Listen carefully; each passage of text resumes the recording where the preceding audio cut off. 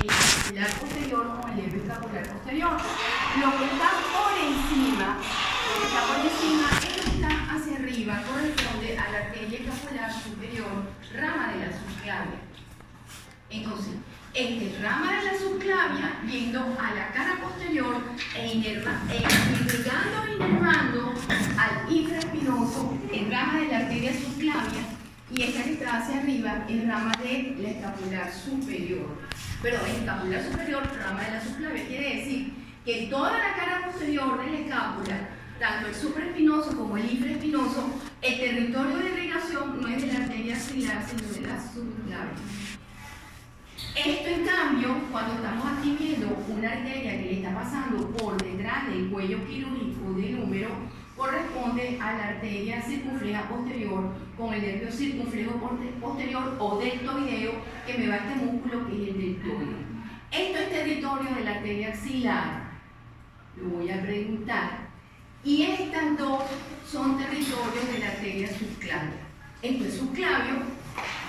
Esto es territorio arterial de la subclavia, que ya la vamos a ver, y esto es territorio de la arteria axilar. Esto corresponde a este nervio circunflejo, así se lo esté siendo un poco disperso, pero vayan anotándolo. Corresponde al tronco posterior del plexo braquial, que ya vamos a saber lo que es, y este nervio y este otro nervio corresponde al plexo cervical. Esto es plexo cervical y esto es plexo braquial.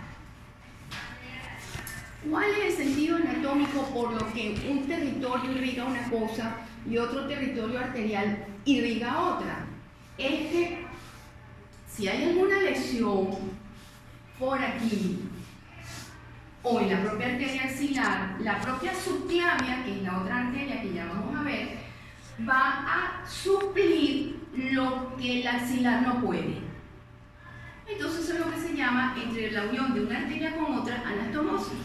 Y por eso toda la cara posterior de la escápula, tanto su borde medial como su borde lateral, su borde superior, está irrigado por diferentes circuitos, pero la idea es de que si pasa algo en una de las arterias de los troncos principales, la otra suple la irrigación. Eso lo hace la naturaleza para proteger lo más que se pueda las estructuras anatómicas. Entonces aquí vemos la misma cara posterior. Esta es una figura del textil del tomo 1 que me pareció bastante ilustrativa, pero más o menos es lo mismo que estamos hasta ahora conservando. Y aquí entonces vemos la parte funcional. Esto lo vimos cuando dijimos, incluso te hace una pregunta de quiz, ¿cuál es el bloqueo de la articulación? Gracias a Dios, todo el mundo me lo contestó. Gracias a Dios. Esto corresponde, ¿verdad?, a una esférica. ¿Cuántos ejes tienen principales? Un eje vertical, un eje transversal, un eje que puede ser oblicuo o frontal, y que además de eso estuvimos hablando en el fémur de lo que era el ángulo de inclinación, y dijimos para qué servía y lo que podía dar consecuencia, un varo con vara o un varo con valgo. Y también hablamos, ¿verdad?, de los grados en el húmero. Este es el húmero, este es el fémur, y aquí estuvimos trabajando otro ángulo que es el ángulo de declinación. Este ángulo, ojo, Anaya, Nicole, porque ustedes me deben a mí un quiz que les voy a poner 20 preguntas a ustedes. Entonces, entre ellas voy a poner esto. ¿Por qué? Es sumamente importante saber este ángulo de declinación. Porque cuando este ángulo de declinación, es decir, la horizontalidad de los cóndilos con respecto a la orientación del eje del cuello del húmero, del cuello del fémur, este ángulo cuando se cierra o se abre tiene las mismas connotaciones que aquel, es decir, cuando se cierra me forma varo, cuando se cierra me forma valgo, y cuando se abre se forma varo. Exactamente igual está aquí, y este tiene otro gran problema, que cuando esto se cierra, entonces la dirección de la cabeza del húmero, si se cierra, ¿verdad?, si se cierra va hacia este lado, y eso trae como consecuencia dificultad para la marcha, pero en la propia coxofemoral. Entonces esos ángulos hay que cuidarlos, y por eso se los voy a preguntar a ustedes qué le falta ese examen. Aquí vemos entonces la parte funcional de de la articulación del hombro. En la articulación del hombro vamos a ver que hay varios tiempos articulares, es decir, varios tiempos de grado. Pero ese tiempo de grado, por ejemplo, cuando nosotros estamos con un brazo, el brazo en la posición de 90 grados, generalmente entre la escápula y la espina, en este triángulo, es verdaderamente un triángulo y es verdaderamente un manubrio, la dirección de la espina con respecto a la dirección de la clavícula mantiene 30 grados, es decir, no se mueve. Es decir, el espacio del brazo hasta los 90 grados no se mueve nada, simplemente se debe a los 30 grados de traslación que tiene el ángulo inferior de la escápula con respecto al movimiento del brazo. ¿Qué es lo que está pasando? Es decir, cuando yo elevo el brazo hacia los 90 grados, los músculos que están aquí, que son los romboides, ceden. Pero además de ceder, es decir, de alargarse, hay como especie por la cara anterior del subescapular, es decir, antes, ¿cuál es la fascia? Entre la fascia del subescapular y la fascia del serrato, el serrato está cubriendo toda la caja torácica y el subescapular está en la cara anterior. Esto tiene que deslizarse, es decir, hay una fijación muscular de los romboides y hay una acción muscular del deltoide, está arriba. Incluso los 30 grados que se están moviendo aquí apenas son 10 grados para la escápula, para la clavícula, que viene siendo casi su máximo. Pero además de eso, existe como especie de una fricción. Es decir, hay una fascia que es del subescapular, que está por la cara anterior de la escápula, y hay otra aponeurosis o fascia que la está cubriendo la caja torácica con el serrato. Eso produce cierta flexibilidad de rodamiento y de deslizamiento que muchas veces, incluso les di hasta los artículos de biomecánica, cuando se clasifican las articulaciones, muchas veces ponen en duda ese deslizamiento para darle como especie de una connotación también articular. Yo me quedo con la idea de que simplemente son dos fascias que están lubricadas y que pueden permitir ese deslizamiento. Sujeta por el tendón de los romboides y la acción del deltoide. Ahora bien, cuando el brazo ya sube a 180 grados porque tiene esa amplitud articular, ¿quién se la está garantizando? Se la está garantizando primero la sinovia, que ha tenido un pliegue acá y que ese pliego permite los 180 grados del brazo. Pero ¿qué está pasando en la clavícula? Fíjense cómo llega a 20 grados, 10 grados más. Eso significa que la clavícula, como es un manubrio, puede hacer el movimiento de rotación sobre sí misma, sobre su eje. Hace esto, una palanca. Hace esta palanca la hace la propia clavícula y por eso la articulación que está entre la clavícula y el manubrio esternal es en silla de montar. No es plana, es así, como un jinete, y eso puede darle ese movimiento de báscula y báscula en 10 grados. Dime, Fabio. Entonces, esto, fíjense que la clavícula de 10 grados me puede bascular 60. Y cuando bascula 60, tengo un miembro superior en 180 grados. Por el otro lado, fíjense que los 60 de la clavícula son los 60 que recorre el ángulo inferior de la escápula. Quiere decir que lo que se mueve abajo se repercute arriba. Y lo que no se mueve, que termina siendo el eje, es la propia espina. De razonamiento, si yo les preguntara, bueno, si la propia espina viene siendo el eje, quiere decir que la acción del supraespinoso y del infraespinoso y del trapecio vienen siendo ejes, o sea, fijadores.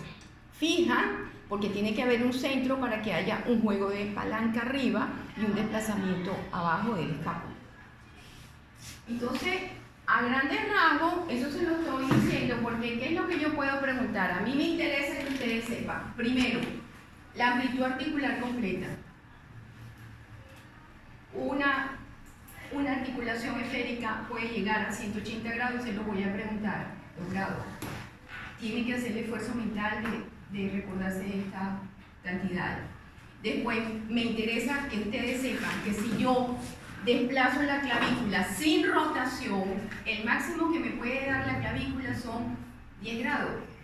Y que si yo roto la clavícula con una palanca sobre 60. Sí misma, puedo llegar a 20 grados y cuidado, voy a llegar después a 60 grados. Pero que esa palanca clavicular solamente se puede connotar o puede estar paralelo al desplazamiento del ángulo inferior de la escápula, es decir, que si yo arriba avanzo a 60, abajo también. Si yo arriba tengo 15, abajo también. ¿A qué se debe eso? Al eje de la espina de la escápula. ¿Cuáles son los fijadores? El supraespinoso y el infraespinoso. ¿Dónde va el inserto? Ya lo saben. En el troquín y el troquíter, o tuberosidad mayor, tuberosidad menor. ¿Qué está haciendo el subescapular? Que sería subescapular es la tuberosidad mayor. El subescapular también es otro fijador, pero por la cara anterior. Y por la cara posterior tengo entonces el supraespinoso, el infraespinoso y el redondo menor. Todos esos músculos son fijadores. Quiere decir que cuando esos músculos cedieron, entonces se puede aplicar la debilidad de la cápsula por la cara anterior a nivel del tercio medio de la cápsula y producir una lujación de hombro. En caída, uno puede lujarse el hombro. Me pasó rotando, me tropecé, caí, puse mal el brazo y se me lujó. Se me lujó el hombro. Afortunadamente estaba con mi esposo y sabe cómo reducir una lujación y me la redujo. Me redujo la lujación del hombro y después tuve yo el error de subir el brazo pensando que me sentía muy bien y se me volvió a salir. ¿Qué significa eso? Bueno, que tenía débil el subescapular, el infraespinoso, el supraespinoso y el deltoide. De milagro no tuve una rotura de plexo braquial para tener una gran emergencia, que ya vamos a ver por qué. Entonces, quiere decir que cuando uno tiene un miembro que se luja, el hombro, lujación significa que sale la cabeza del húmero fuera de la cavidad glenoidea. Eso es debido a que a debilidad muscular de todos los músculos que están afuera, por lo que ellos se llaman manguitos rotatorios. ¿Por qué se llama manguito rotatorio? Porque son fijados y depende, su fijación depende que la clavícula rote como una palanca, por eso se llama manguito rotatorio. Entonces, en traumatología, cuando ustedes dicen hay una lesión de manguito rotatorio, lo que están diciendo es que hay una lujación o una lesión del subescapular, del supraespinoso, del infraespinoso y del redondo menor. ¿Ah? ¿Cómo? En el fémur se puede dar, pero es diferente. ¿Por qué? Porque el fémur, como está a presión negativa, menos hay lujaciones en el miembro inferior que en el miembro superior, porque el miembro superior no tiene presión negativa, en cambio la cabeza del fémur sí. ¿Entienden entonces lo que es ahora haber estudiado las inserciones musculares? Yo puedo hablar, subir y bajar, y sé que ustedes están entendiendo dónde estamos. Aunque uno cree que está bajando o retrasándose del programa, no es así. Entonces ahora lo vemos aquí en unas láminas, que son unas láminas de un francés, que yo empecé a estudiar esto en el año 69, que era la biomecánica, y entonces las saqué para ese año, para el año 80, y me parecieron tan bonitas que por eso se las traje. Aquí se ve la acción de los romboides, ¿verdad? Cuando estamos acercando la escápula. Esta es la acción de los romboides. Y por el otro lado también lo aquí incluso la arteria circunfleja anterior, la propia circunfleja anterior, que es rama del axilar, nutre el tendón de la porción larga del bíceps. Eso se lo voy a preguntar. Circunfleja anterior, ya vamos a ver las ramas, pero voy adelantando. Eso se lo voy a preguntar. ¿Por qué? Porque es importante, por lo que estamos hablando. La escápula tiene como especie de anastomosis para suplir para suplir, digamos, las deficiencias circulatorias. Entonces, aquí ven la porción larga del bíceps, están viendo la arteria circunfleja anterior, están viendo la zona crítica del tendón. ¿Cuál es la zona crítica del tendón? La anastomosis que tiene de la circunfleja anterior con la supraescapular, este rama de la subclavia y este rama del axilar. ¿Se dan cuenta? Volvemos a ver lo mismo. El tendón de la porción larga del bíceps, que tiene una sinovia, que tiene casi la connotación de un gran ligamento, y el tendón que está irrigado, puede, aquí hay una rotura, una fractura. Imagínense una fractura. Se fracturó el húmero por aquí. Esto está comprometido. Está muy comprometido porque la fractura fue acá, es decir, en la mitad de la esfera. Un golpe, un traumatismo automovilístico, una lesión, un tiro de cualquier persona que tenga una lesión allí, en la cara superior de la cabeza del húmero. Entonces, por eso se las traje. Aquí estamos viendo el movimiento escapular y aquí estamos viendo, ¿verdad?, cómo la porción larga del bíceps, es decir, el tendón del bíceps, fija la tuberosidad mayor del húmero para que entre sobre el techito que hace el acromio con la coracoide. Por eso es que yo insisto, cuando estamos viendo inserciones musculares, ¿dónde va la porción larga del bíceps? Por esta importancia, porque después sabemos desde el punto de vista clínico por qué le está pasando a ese tendón. Acá estamos viendo lo mismo. Si no hay esa fijación, viene entonces el choque con el acromio. Si no hay esa fijación, si no hay esa determinación del eje, choca entonces la cabeza con el acromio. ¿Cuál es el resultado? Un brazo así, que no puede llegar ni a 90 grados, sino un brazo de 45 grados. Acá, bueno, viene siendo ya, vamos a entrar en la articulación del codo, vamos a buscar mejor esto. En el codo, ¿verdad? Pasamos entonces, tiene 3 articulaciones. ¿Por qué? Porque la tróclea humeral calza sobre la cavidad sinovial anterior de la ulna. Esa es una, el troclear.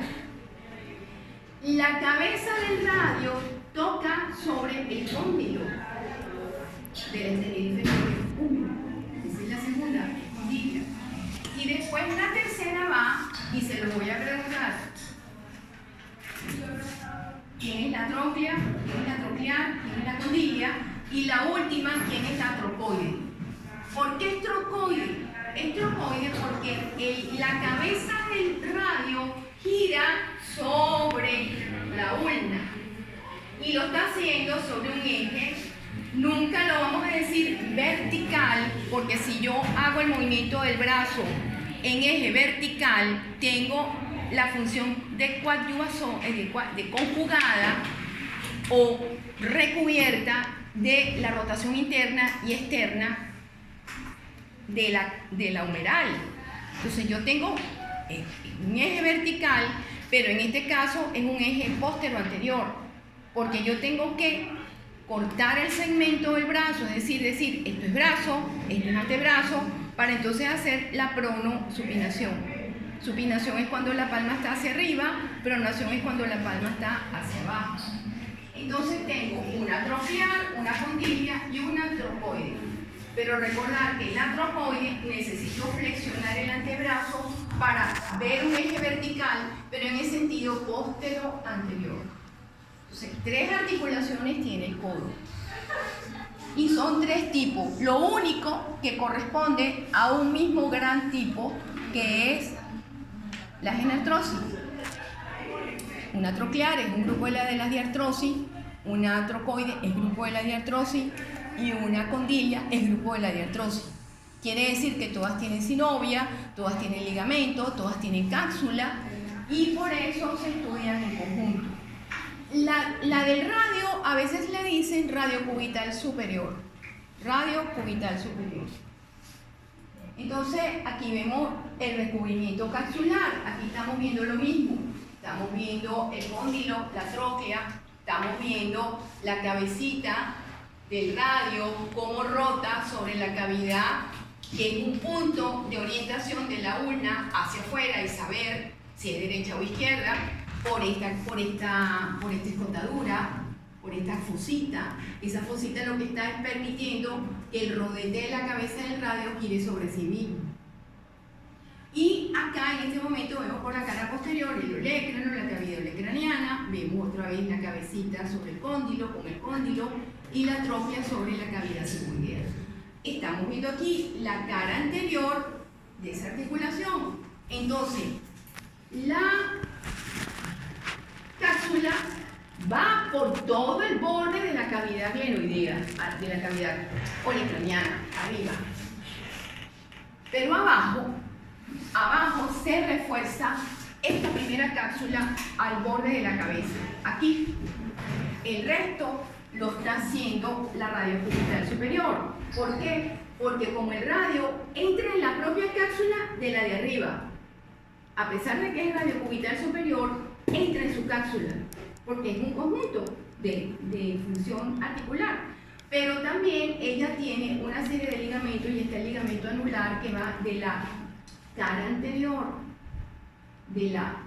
donde se inserta la cabecita del radio sobre la fosita donde va la cabeza, cubre todo eso y va a su borde posterior. Y ese ligamento se llama ligamento anular. Después tengo otro reforzamiento que es esta cuerda que está en esta zona, que va de la porción de la ulna reforzando por debajo de la tuberosidad bicipital. Entonces, él tiene dos reforzamientos, pero el verdadero es que primero la cápsula de la de arriba me lo está fijando, y después hay un ligamento de reforzamiento que es el verdadero ligamento que funciona y que facilita el movimiento como trocóide. Entonces lo vamos a ver aquí. Aquí estamos viendo, después de la cápsula, los ligamentos que tengo laterales y los ligamentos que tengo mediales. Igual arriba, yo tenía una cápsula con uno gleno superior, glenohumeral inferior y otro glenohumeral anterior. Aquí tengo entonces ligamentos laterales o colaterales, laterales o colaterales mediales, es decir, colateral externo, colateral interno. Entonces en esta zona, si yo tengo aquí la ulna, estoy en el colateral medial, porque la ulna siempre va hacia el lado medial. Entonces, el colateral medial tiene un ligamento anterior que se va a llamar ligamento colateral medial cubital anterior. Uno medio y uno posterior. Tiene ese nombre grandote. Ligamento colateral medial anterior, o ligamento colateral medial posterior, o ligamento colateral medial medio. Eso ya es un razonamiento de entender de dónde a dónde va ese ligamento. Aquí están viendo el ligamento flexión de 90 grados anular, y del lado lateral tenemos la misma distribución, uno anterior, uno medio y uno posterior para el colateral lateral o colateral radial. Ligamento colateral lateral o colateral radial anterior, medio, posterior. No voy a precisar, no voy a tener, ¿verdad?, las inserciones porque sería demasiado. Simplemente que yo les pregunte en el examen, dígame cuáles son cuáles son, señáleme cuando lo veamos aquí en la prueba, en la pieza anatómica, están todos esos ligamentos. Eso es una belleza lo que tenemos ahí. Entonces, simplemente les voy a preguntar, bueno, Moisés, dime qué ligamento es este, y tú me dirás, bueno, es el colateral medial medio de la articulación húmero cubital o húmero ulnar. No hay problema de razonamiento, hay un problema que yo te voy a dar tiempo para que tú veas el cúbito, para que tú veas los ligamentos. Antes de eso te voy a dar la clase práctica el lunes, pero necesito esta base teórica estudiada para el lunes, porque si no van a perder el esfuerzo de adentro. y se lo voy a preguntar el próximo viernes como ya un examen teórico práctico, el segundo teórico práctico que va para la nota del parcial. Ya, después me queda un quiz y se acabó el primer corte. Entonces, de este lado hacemos lo mismo. Y aquí está la cuerda, ¿verdad? Que se llama cuerda oblicua, que va de la base de la ulna a la base del radio por debajo de la tuberosidad bicipital. Esto que está acá es el tendón bíceps del tendón del bíceps. Recuerden, el tendón bíceps arriba tiene una porción larga que va a la porción superior de la glenoide y tiene una porción corta que va al proceso coracoide. Es decir, arriba se divide en una corta y una larga. Abajo, un solo tendón. Ese tendón va en la tuberosidad bicipital por dentro. Y en la propia tuberosidad, por eso se llama tuberosidad bicipital. Y por fuera, un poco más afuera, está el tendón del braquial anterior. Aquí entonces vemos la cara posterior y vuelvo a ver, ¿se dan cuenta? Mire cómo termina la cápsula, la propia cápsula cubriendo la cabeza del radio, casi llega al cuello anatómico del radio. Y llega más abajo, ¿verdad?, del pico del proceso coronoide. Y por atrás, mire cómo llega, vuelve a abrazar el radio. Por eso, cuando vemos el codo, no podemos separar una articulación de otra, sino hablar de las tres. Porque la misma cápsula te está diciendo que es una sola unidad. Y aquí entonces vemos los movimientos de pronosupinación. Esto que les traje aquí es la función del dorsal ancho. Acuérdense que va al fondo de la corredera bicipital. Pero pasando por el borde inferior de la escápula, el dorsal ancho, que viene desde acá, del tercio posterior, del arco del costal, de toda la parte superior, de la cara posterior del sacro, y allí entonces eso forma una coneurosis que va junto con los planos inferiores de toda la región lumbosacra. Pero él, como músculo muy grande, termina torciéndose después que pasa del ángulo de la escápula y va a terminar insertándose o fijándose en el fondo de la corredera bicipital. Esto es sumamente importante porque la acción del dorsal ancho es la acción de trepar. Es decir, que está llevando la cadera con el miembro superior, enlaza la coxa femoral con la humeral o con la glenohumeral. Luego este músculo es sumamente importante y es uno de los músculos más grandes que tiene el cuerpo humano. A él se debe las barras paralelas. Los gimnastas no pudieran elevar y hacer los ejercicios que hacen en gimnasia si no tuviera la indemnidad de este músculo. Es un músculo que después se conjuga con toda la función muscular de la región de la articulación glenohumeral, pero sin embargo es un músculo que verdaderamente es maravilloso porque lleva o enlaza la porción de la pelvis con respecto a la cintura pélvica con respecto a la cintura escapular. Esto que están viendo aquí al lado, estamos viendo primero la membrana interósea. Nos costó mucho entender y razonar y orientar la ulna y el radio para saber que el borde medial del radio corresponde al borde lateral de la membrana interósea y que el borde lateral de la ulna corresponde al borde medial de esa lámina interósea. Pero esto es fundamental, porque arriba tiene el reforzamiento del anular, después tiene el reforzamiento de la cuerda oblicua, que va de la ulna a la parte inferior de la tuberosidad bicipital, pero yo tengo esta lámina que me va a mantener el paralelismo de los dos huesos, de manera que realmente la pronosupinación pasa el radio sobre la ulna y se ve entonces todos los aspectos tendinosos del extremo inferior del radio, se ve por la cara anterior, es decir, la cara posterior de los tendones del dorso de la mano pasan a ser plano anterior. Aquí está en plano posterior, todo lo que eran los tendones. Me decían, miren, vamos a estudiar bien esto, vamos a estudiar bien esas determinaciones, los tendones que pasan por allí. Resulta que cuando estamos haciendo la supinación, entonces, cuando hacemos la pronación, todo esto pasa al otro lado. maravilla. Yo considero que eso es una cosa de la naturaleza que está funcionando porque arriba está muy bien sujeto. Tiene 3 sujeciones que se las voy a preguntar: la propia cápsula, el ligamento anular, la cuerda oblicua de la ulna y la lámina interósea.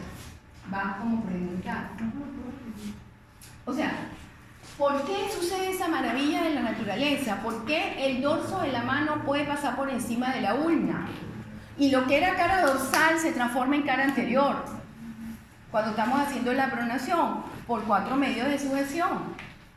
¿Cuáles son?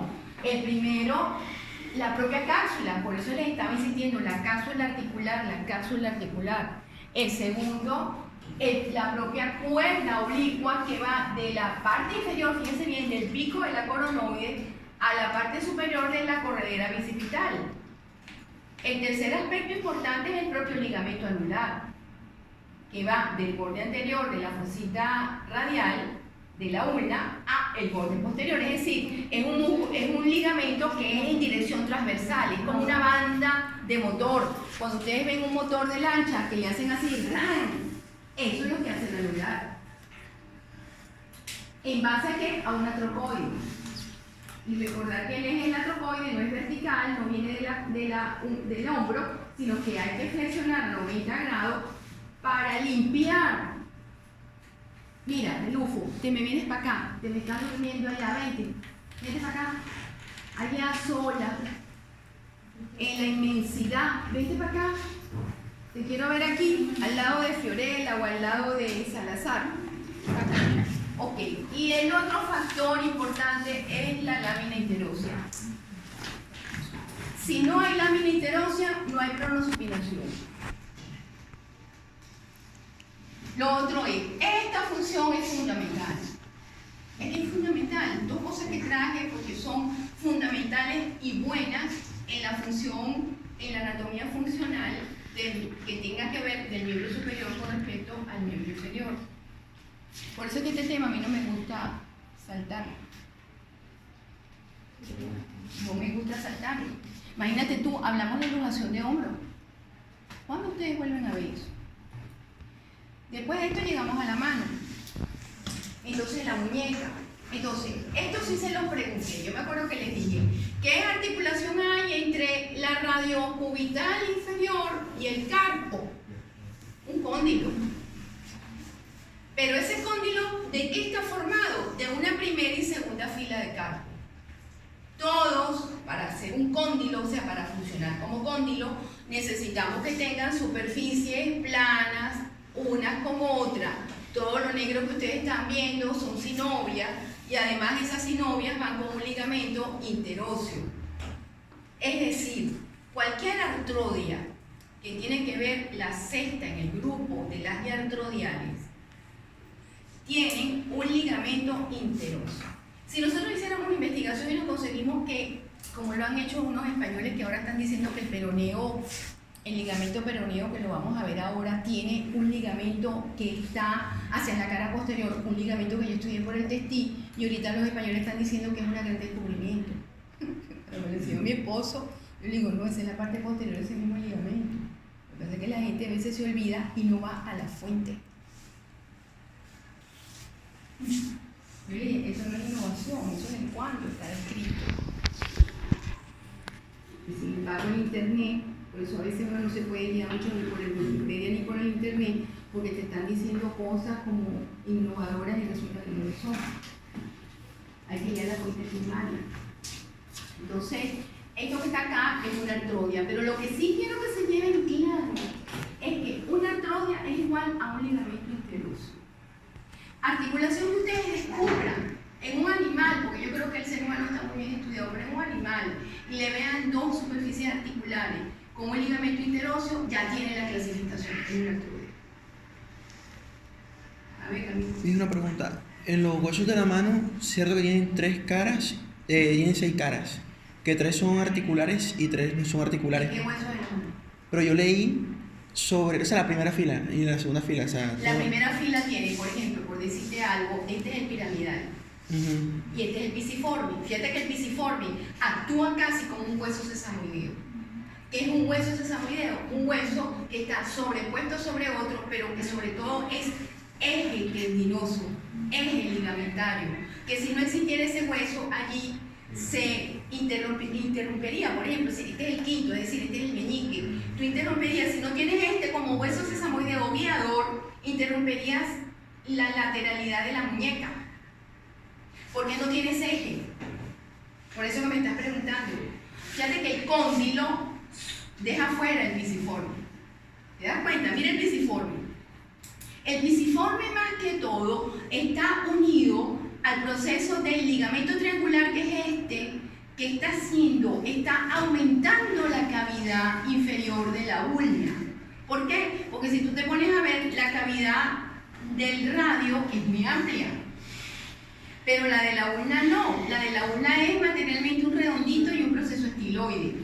Luego, el espacio que va entre el estiloide y el pisiforme hay que rellenarlo con con ligamento. Entonces está el ligamento triangular primero, que hace especie de la cavidad, es como un rodete. Lo mismo que teníamos arriba, un rodete que me aumentaba la cavidad glenoidea, igual el ligamento triangular casi funciona como un rodete. Pero encima del rodete te consigues entonces ese ligamento que es el colateral medial. Si no tuvieras este medio de sujeción, como te digo, no podemos hacer la lateralidad de la muñeca ni la dorsiflexión del carpo. Entonces, ¿cuántas superficies articulares tienes en el piramidal? Tienes una, tienes dos, tienes tres. Y tienes cuatro. Tienes una, dos, tres y cuatro. Y vas a tener ahora ligamentos anteriores, palmares, y ligamentos posteriores o dorsales.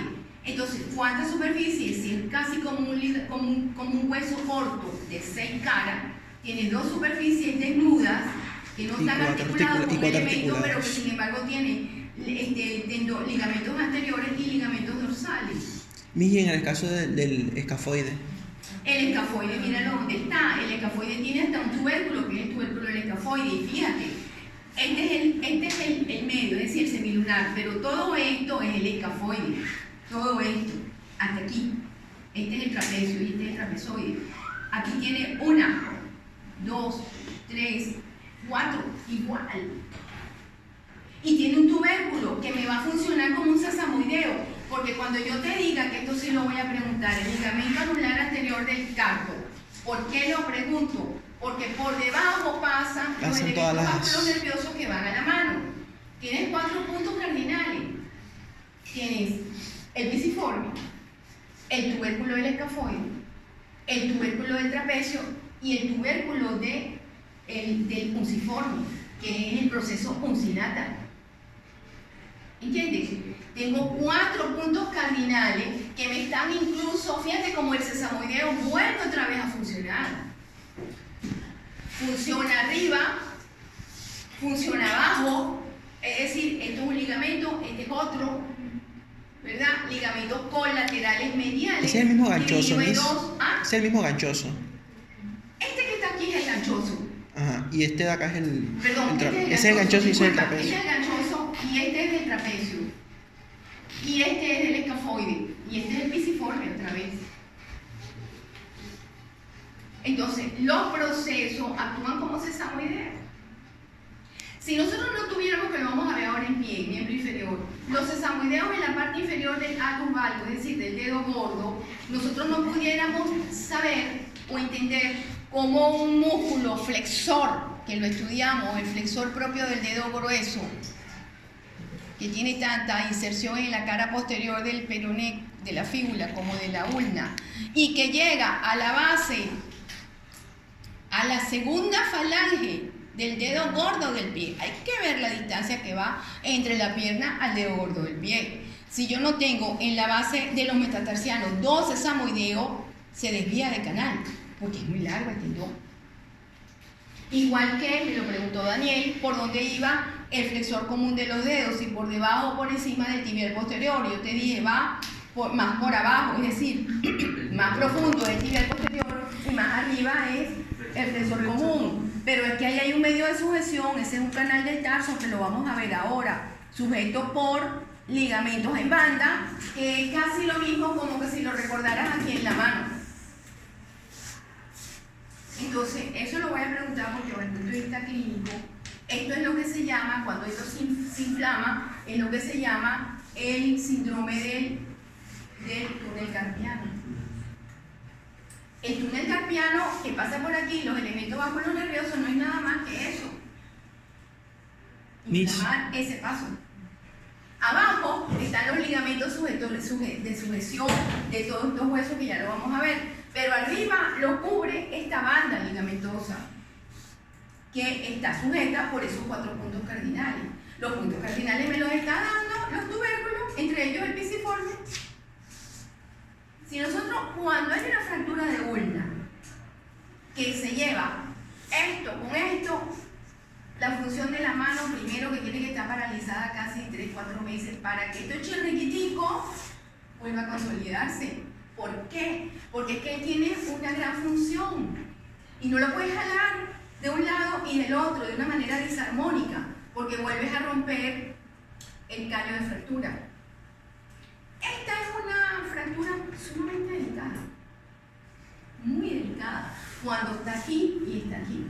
Es muy delicada para la recuperación del movimiento de la muñeca.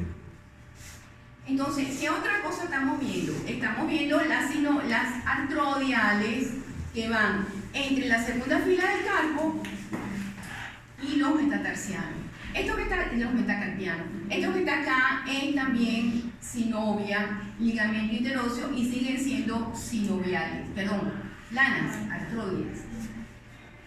Entonces, esta función a mí me interesa en la mano, porque si no, no vamos a entender el resto, digamos, de la materia. Aquí vemos los puntos, ¿verdad?, de la mano, que también yo se lo quería decir ahorita, porque solamente le di la primera y la segunda fila del carpo, los metacarpianos, la cabeza de los metacarpianos, como son un cóndilo, son condilias. Y entre una falange y otra, como son troquias, son troquiales. Que el pulgar tiene una primera y una tercera. Que es más corto. Y que esta articulación recuerda a la de la clavícula con el manubrio en silla de montar. Entonces tenemos 2 sillas de montar. Una acá, entre la clavícula y el manubrio external, y otra entre el trapezoide y el primer metacarpiano. Esta es en silla de montar y aquella también es en silla de montar. ¿Qué responsabilidad tiene la silla de montar acá? En la báscula de la clavícula. ¿Qué responsabilidad tiene esta? La pinza. Nosotros nos diferenciamos de los monos porque los araguatos o los monos hacen esto. Y aquí se zumban y se zumban de un lado a otro y agarran el cambur de esta manera y se comen el cambur. Se diferencian del ser humano porque el ser humano tiene pinza. Esa pinza me la está dando esta articulación.